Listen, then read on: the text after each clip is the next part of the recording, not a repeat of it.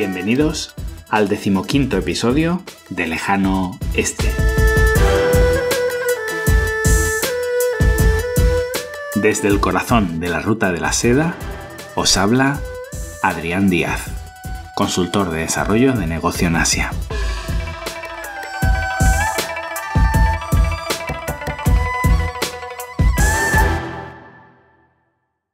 Te levantas pletórico. Hoy es el gran día. Te duchas, te afeitas, te pones esa camisa a cuello mao que llama la atención, zapatos italianos y un cinturón a juego para un día clave. Tu maletín de piel habla de tu experiencia empresarial. Tu smartphone de última generación les dice que siempre eliges lo mejor. Y llegaste a la reunión en un deportivo. Definitivamente no vas a salirles barato. Un estuche con 2 botellas de vino de Rioja como obsequio muestran respeto. Eres alto, blanco y tienes los ojos redondos. Además, elegiste un nombre chino sensacional. Indiscutiblemente, eres un hombre de éxito. Recoges tu tarjeta con las 2 manos, la miras unos segundos mostrando atención e inmediatamente entregas la tuya. De repente, su sonrisa se transforma. Intercala varias miradas a tus ojos mientras sigue observando tu tarjeta. ¿Cómo es posible? El nombre estaba bien. ¿Qué carácter chino puede resultar ofensivo ahí? Si solo indica la dirección del rascacielos mejor valorado de la ciudad. ¿Qué he hecho mal? La reunión termina antes de lo previsto. Parecen satisfechos, pero demasiado distantes. Algo ha ido mal. Horas después, ya relajado en una cafetería, le enseñas tu tarjeta a tu mejor amigo. ¿En qué he fallado?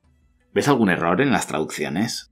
No, tu problema no es de caracteres, sino de números. Sabes que tienes un número de teléfono acabado en 14, ¿verdad? ¿Y? Tira esa SIM card y cómprate otra. Los negocios no te van a ir bien con ese número. Este ejemplo extremo, inventado, que os acabo de contar, no es extremo ni es inventado. Lo viví yo mismo en primera persona, tal cual. Hoy, desde el lejano este, hablamos sobre la superstición en China.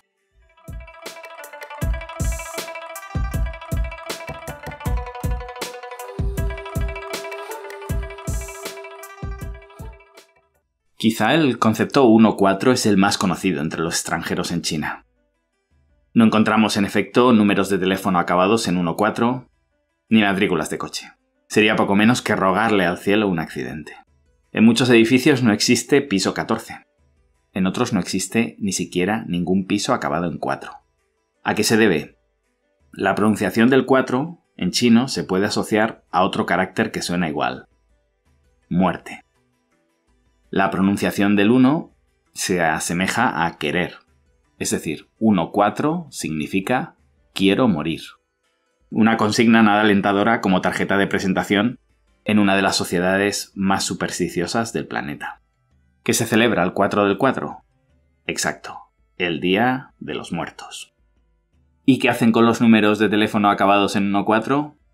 Pues se los venden a los guiris en el aeropuerto.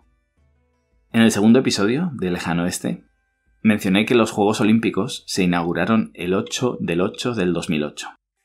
Pero creo que no mencioné que se hizo a las 8 horas, 8 minutos y 8 segundos de la tarde.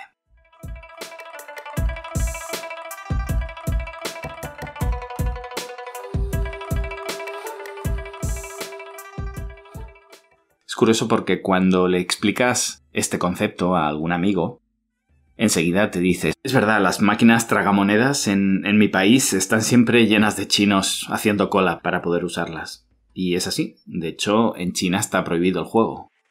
Bueno, una corrección. Están prohibidas las apuestas. Lo que sucede es que nadie juega sin apostar.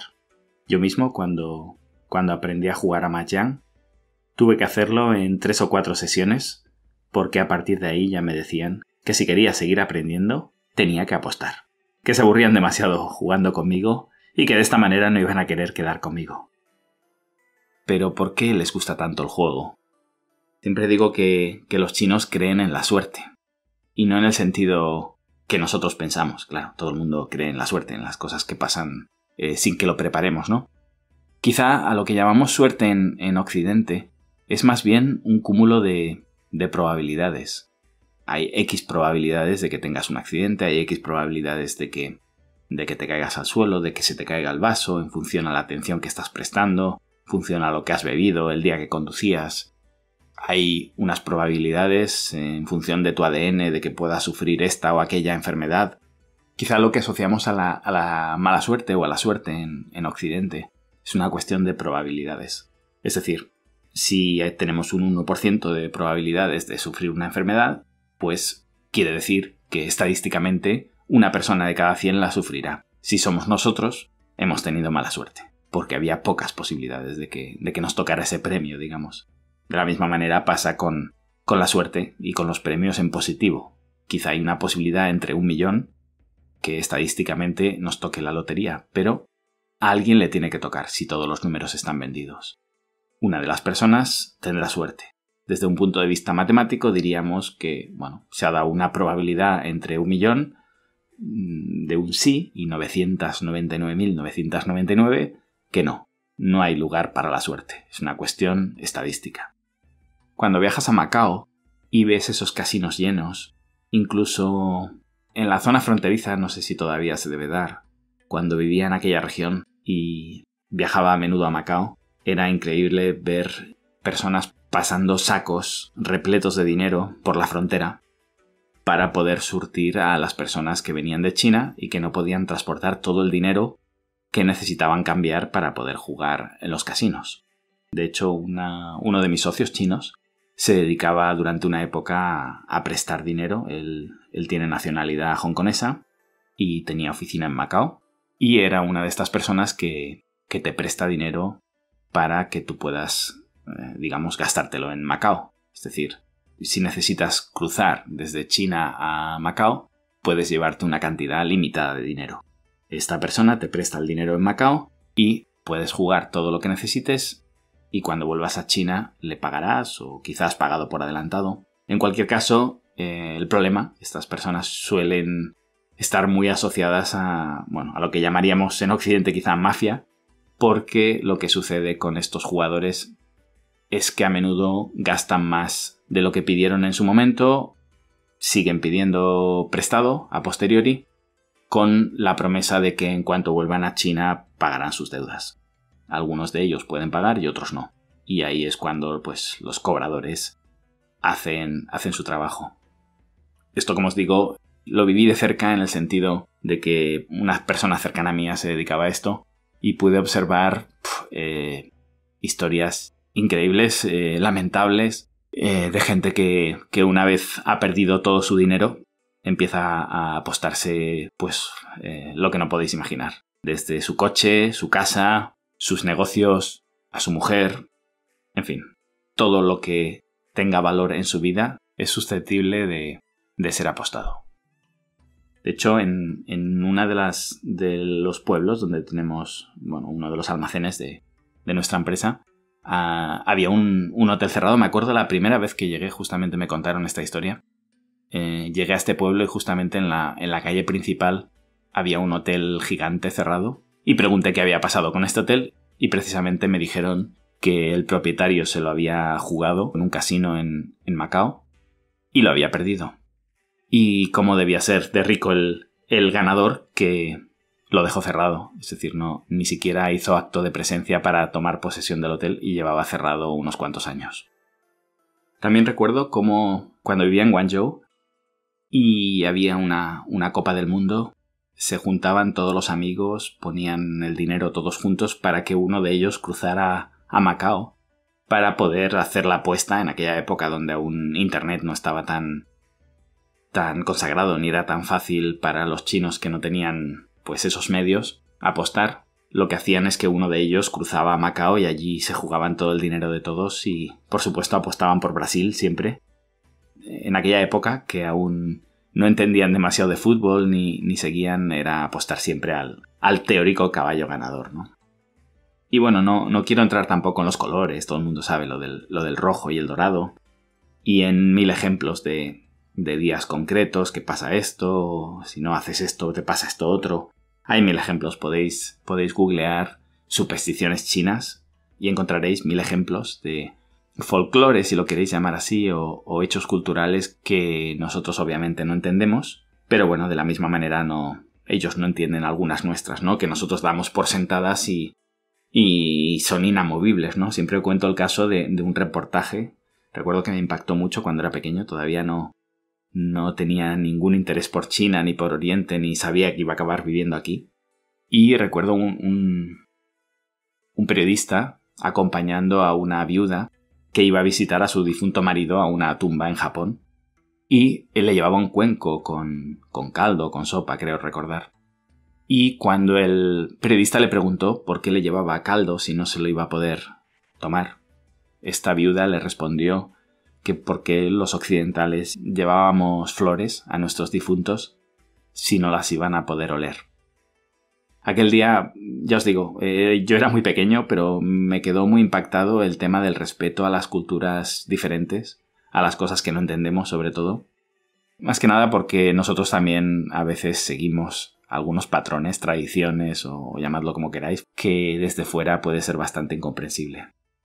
Lo peor de la defensa que puedo llegar a hacer sobre las supersticiones chinas es cuando ya en una conversación con extranjeros les digo que que realmente creo que esto funciona y que creo en las supersticiones chinas. Y entonces ya me suelen mirar y decirme, Adrián, no me puedo creer lo que estás diciendo, ¿cómo puedes creer en esas cosas, no? Y siempre les digo lo mismo, es indiferente lo que vosotros creáis, lo importante es lo que crea la mayoría. Y si hablamos ya de una mayoría de un 99,9%, eso no es una creencia, eso ya es una realidad. Es lo que llamamos la profecía autocumplida. Un ejemplo tonto sería el apostar a que cuando alguien dice una palabra, otra persona se cae de la silla. Y podemos apostar si eso es verdad o mentira, y cuando la apuesta sea suficientemente atractiva, en el momento en que alguien diga esa palabra, pues nosotros nos tiraremos voluntariamente de esa silla, ¿no? Eso es la profecía autocumplida. Al final nos iremos por la noche con la sensación de que cuando alguien ha dicho esa palabra, esa profecía se ha cumplido. Es decir, podemos hacer que las cosas que predecimos pasan si forzamos que pasen. Desde un punto de vista empresarial, incluso desde una versión completamente pragmática, dar importancia a lo que la mayoría crea y no a lo que tú creas, se repite en muchas lecciones empresariales e incluso en libros de autoayuda. El ejemplo típico es aquel que dice que aunque a uno le guste mucho el chocolate y nos den mucho asco los gusanos, cuando vamos a pescar deberemos poner un gusano en el anzuelo, porque debemos pensar qué es lo que le gusta al pez, no a nosotros. Es curioso como aquí vienen muchos clientes con la lección aprendida de cómo dar la tarjeta de visita con las 2 manos y otros formalismos cada vez más en desuso, y en cambio le damos poca o ninguna importancia a cosas a las que ellos prestarían mucha más atención. De hecho, en las sociedades más pragmáticas y menos supersticiosas también pasa esto. Cada vez que ha habido un crack bursátil y han preguntado a los brokers más reputados por qué vendían, siempre te responden porque vi a los otros vender. El efecto rebaño puede ser tan poderoso en el ser humano que hace que se puedan dar situaciones tan rocambolescas como que alguien pague 1 millón de renminbis por una matrícula con 5 ochos. 1 millón de renminbis, que al cambio hablaríamos de casi $150.000 por una matrícula. Es tan crítico todo que recuerdo cuando mi sobrino nació, estaba previsto su nacimiento para el 1 de octubre, el Día Nacional Chino. Y en los últimos días hubo una anomalía y se preveía un retraso de 1 o 2 días. Y los familiares, padre, los tíos, tenían clarísimo que si no nacía, tenían que, como decían ellos, rajarla. Es decir, abrir por cesárea y sacar al niño. Pero el niño tenía que nacer sí o sí el 1 de octubre. ¿Pero por qué son así los chinos? ¿Por qué son así? Es una pregunta que muchas veces nos hacemos los extranjeros aquí. Pues después de analizar a nivel espiritual, después de tener muchas conversaciones, después de estudiar la filosofía china desde el interior, hay una diferencia abismal entre la forma de ver las cosas desde un punto de vista occidental y oriental. Hay un concepto típico monoteísta occidental que acostumbramos a visualizarlo como una flecha que avanza en el tiempo, esa idea de ir irremediablemente hacia el juicio final, En contrapartida con la visión filosófica oriental, no le dan tanta importancia al momento de la creación y ni siquiera hablan del fin del mundo, del fin de la vida, sino se basan más en una historia circular que se va repitiendo. Y estos dos mundos podemos ver sus diferencias en algo tan importante como la visión sobre la muerte, en la que el ser humano siempre ha tenido una lucha continua para inventar un después. Mientras que en Occidente esa flecha que comentábamos llega a un paraíso como destino final, en las culturas orientales se aboga por la reencarnación en esa teoría cíclica sin fin. Esto, incluso a día de hoy, se refleja en estos dos mundos en una batalla entre la causalidad y la casualidad. Mientras en Occidente los empiristas lo basamos todo en la causalidad, en Oriente respetan la causalidad, pero no creen que el principio causa-efecto lo explique todo. Un concepto muy valioso en la filosofía china es el concepto del instante, algo tan efímero que no tiene cuerpo, ni composición, ni lugar, ni tiempo. Cada instante define una dirección, que a su vez será modificado por infinitas posibilidades de instantes siguientes. No quiero teorizar demasiado sobre el tema, pero básicamente esto explicaría por qué el instante de nuestro nacimiento nos define tanto y para ellos es tan importante la astrología. Cada instante lo define todo. Esto lo explica muy bien Diana Uribe en algunas charlas que tiene por internet. Es espectacular cómo ha estudiado el concepto filosófico y cómo lo compara con la filosofía griega y las diferencias que existen entre los dos conceptos.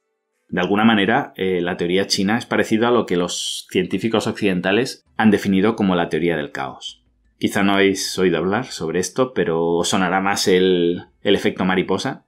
Pues bien, es parte de la teoría del caos.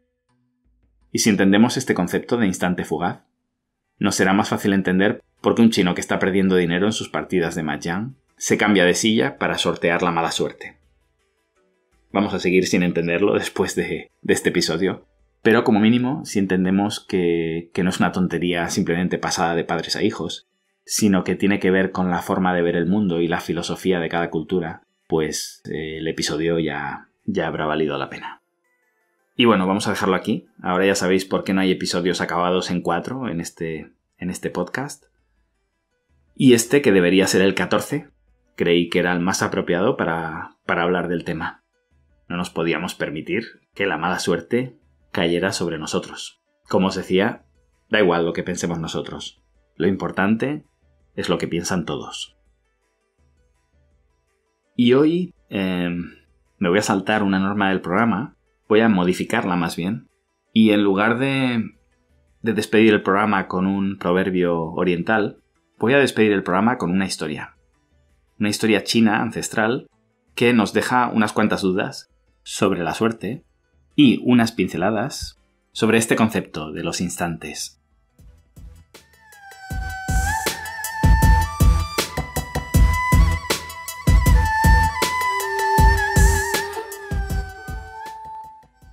La historia habla de un anciano que vivía con su nieto y cultivaban una parcela de tierra con la que sobrevivían. Eran tremendamente pobres. Aquel año hubo una sequía muy fuerte. Todos los lugareños auguraban un invierno muy duro.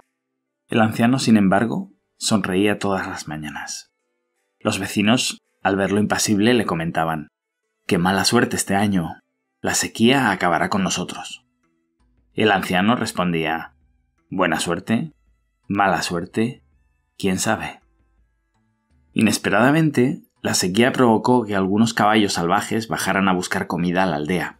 El sol intenso y la sequía habían quemado los pastos, y apenas quedaba agua en los arroyos. Los caballos desesperados solo buscaban algo con lo que sobrevivir. El nieto del anciano, al encontrar un caballo dentro del pajar, cerró rápidamente el portal para evitar su salida. Los vecinos enseguida se agolparon a las puertas. «Menuda suerte, anciano». Pero el anciano respondía: «Buena suerte, mala suerte, quién sabe». El pajar no estaba preparado para caballos, sino para bueyes. La valla tenía poca altura, y cuando el caballo recuperó fuerzas, saltó fácilmente y volvió a la montaña. Los vecinos no tardaron en lamentarse, pero el anciano repetía: buena suerte, mala suerte, quién sabe. De nuevo los vecinos no entendían nada. Una semana después, sucedió algo insólito. Cuando los aldeanos despertaron, encontraron una docena de ejemplares que habían seguido a su líder buscando agua. Todos en el pajar, que esta vez sí fue cerrado con seguridad por el nieto del anciano. Los lugareños no daban crédito. El anciano era ahora rico. Él, sin embargo, contestaba: buena suerte, mala suerte, quién sabe. El nieto del anciano se apresuró a domar los caballos para evitar su huida, pero uno de los caballos, más bravo, provocó la caída del joven partiéndole una pierna. Los vecinos intentaron ayudarles. El anciano, sin embargo, respondía: buena suerte, mala suerte, quién sabe. Unas semanas más tarde, el país entró en guerra con un reino vecino. Oficiales del ejército se presentaron en la aldea reclutando a los varones para servir en el frente. Al ver al joven en tal mal estado, lo dejaron tranquilo. Los vecinos se acercaron para expresar la buena suerte que habían tenido. Y el anciano, como siempre había hecho, respondió: buena suerte, mala suerte, quién sabe.